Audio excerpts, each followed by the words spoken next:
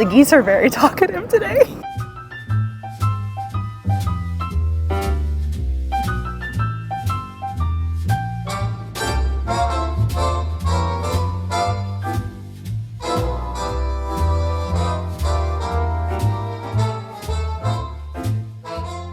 I made my first happy jar a couple years ago, and shocker, it made me really, really happy. A happiness jar is basically just a jar where you write down all these little things that made you happy and you put it into the jar. You can do this over the period of like a month or a year or a decade if you want to, and you're kind of like creating this little happiness time capsule for yourself that one day you could open and you can pull out all your own little notes and you get to read all of these different things that happen to you that make you happy. This is the jar that I chose at Joann's to turn into my happiness jar. I got some sunflower stickers, I got some green sparkly stickers, I got a pin that fits inside my happy jar because the last time I did one of these, I realized the reason I stopped writing notes for my happiness jar was just that I could never find a pin. So now I have no excuse. The pin is in the happy jar, and I have no excuse for never having paper either because I found these little heart-shaped pieces of paper that actually have like a string that I can use to attach them to the top of our jar. If you're wondering where I am right now, I am currently at Centennial Park in Nashville, Tennessee.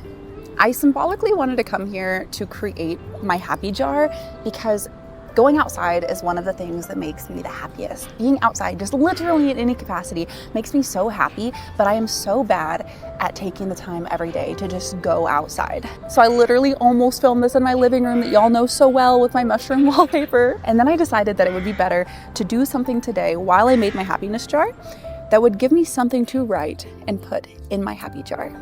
These stickers are so cute. If I try to make them perfectly straight, it's not gonna work, so we're gonna make them a little bit back and forth on purpose. Oh my gosh, y'all. Guess what I just realized? That's not an H, that's a Y. Let's see, maybe I can move it. Here we go. Okay, now it's a Y. It was a really pretty H though. I also brought my basket of yarn with me today because I really, really want to start crocheting outside more this year. There is something about sitting outside, especially like by a lake, with a bunch of yarn and just making something with your hands that just brings me so much joy.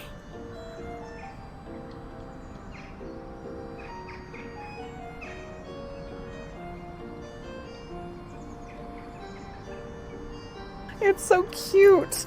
Okay, I have to decide where I want to put all of the sunflowers now.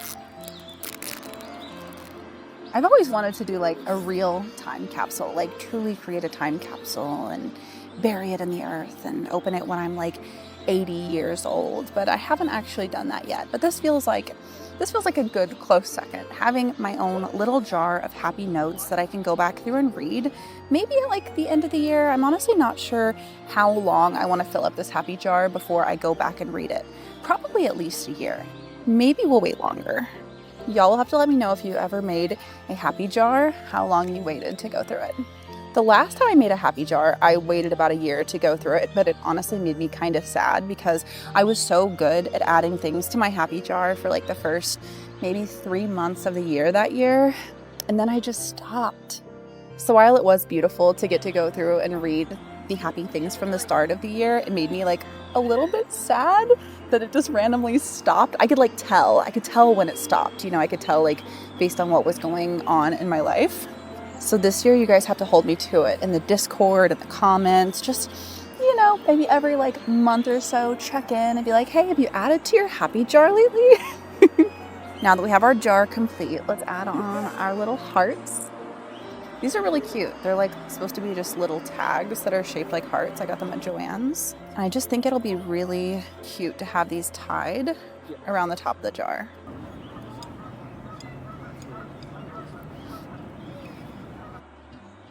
Okay, that is so cute.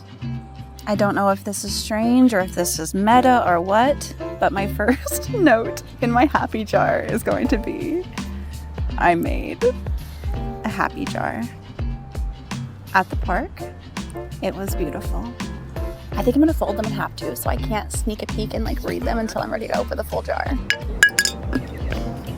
And that's my happy jar. I'm not sure who originally came up with the idea for a happy jar, but I'm very thankful for them, and I'm ready to go do some things to add to my happy jar.